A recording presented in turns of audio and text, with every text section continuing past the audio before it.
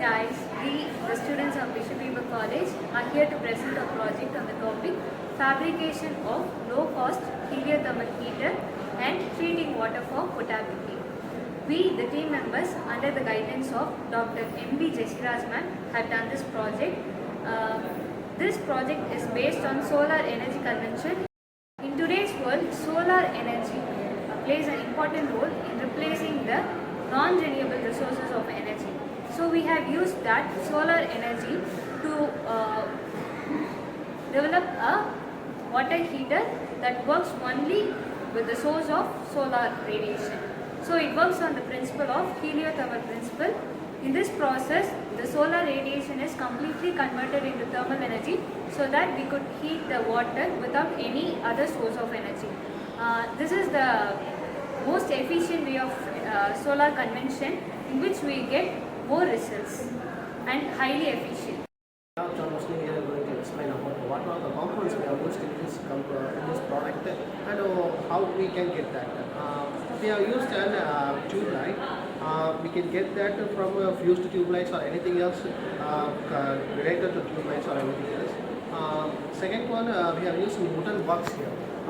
We can create a wooden box, or even though we are having a wooden box, we can use that. The third thing is we have used foil paper. Foil paper is nothing but aluminum thing. We can use the used foil paper which is wrapped by the foods, or we can buy that. The third thing is we have used black paint. The fourth thing is we can use the glass plate or a polythene sheet. So these are the components we have used here. How we can fabricate this? We can fabricate this in a concentric triangle method by connecting them the tube lights in a series method. So we can be able to flow the water throughout the end of the apparatus. So paint the entire tube light fully to the light and place that in the apparatus and closed it with a glass plate. Why are doing this means the foil paper will reflect the sun rays and the glass plate will work like a chamber and trap the UV rays into that, and black paint will absorb the heat. If the small amount, even though there is the small amount of heat, it will be expanded throughout the tube light. Parameters. The fabricated heliothermal water heater is tested by measuring the parameters of the components in the apparatus setup. It's measured as to know about the stability of the material so that how long it can withstand the high temperature and water flow can be determined. We have measured the thickness and the diameter of the glass tube, which is primary for the thermal connection. The connecting PVC thickness, temperature variation was also measured using lux meter. By measuring its thickness, we can also be able to know the glass tube's firmness. By measuring the diameter of the tube and the connecting pipe, we can easily determine the desired pipe for the measured tube in which it fits. We have totally measured 6 such parameters in the initial setup and the tabulated as below. The efficiency of heliothermal water heater is determined by carrying out in 3 different methods. Method 1, we just used wooden box and the glass tube. On wooden box, we have mounted plastic unit and the water is flown through the pipe. And the second method is we painted the glass tube with black coating and the readings were taken according to it.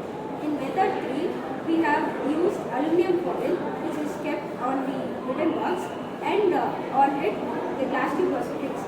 Now let us see about the working model of our apparatus. First of all, this is our apparatus. We have done this experiment in 3 methods. The first method is a very simple one and it is easy to run. You can see that here the glass tube is coated with black paint. For the first method, we should not require this paint and all. We have without additional source being added. We simply expose the glass and the wooden box filled with water to the sunlight.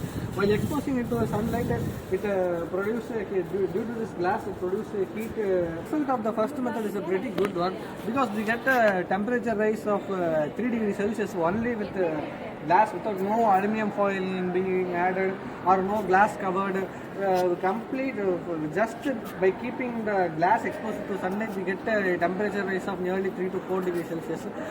We can get more temperature by adding some more additional sources to this experiment, which we discuss in upcoming methods.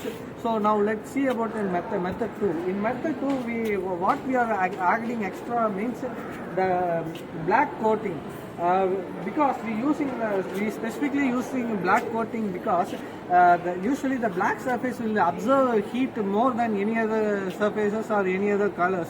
So that's why we are coating the glass tube with black paint. So that might the heat get absorbed more in the tube, and the water inside the tube will get heated more than the first method. So the result of this is very neat because we get a temperature increasing of nearly 7 degrees Celsius for 10 minutes. So that is a pretty good one. Additional to this, we add more sources and more components to the to get the water more heated and more efficiently.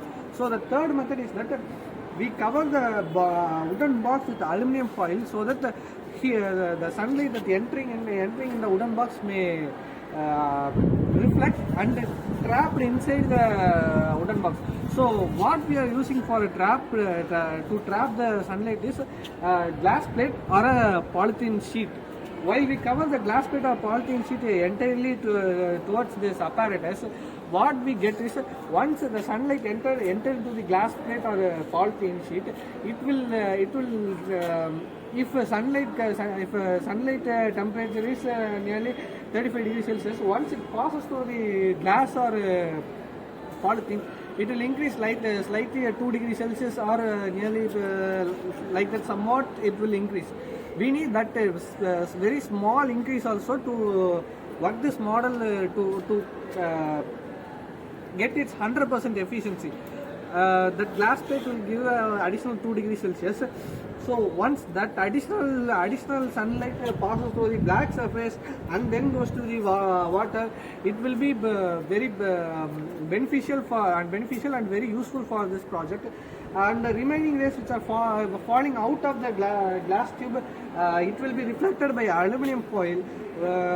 We have closed this wooden box by glass or polythene, so the reflected rays will not go outside.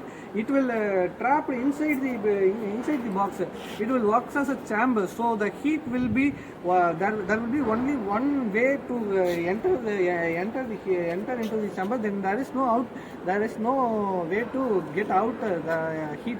So once the water is in the chamber which full of heat, it will produce a very efficient result.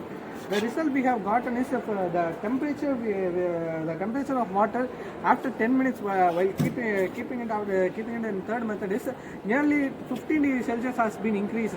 If the normal temperature we are injecting the water is 30 degrees Celsius, we get the result of nearly 45 degrees Celsius for 10 minutes. So that's all the method is about.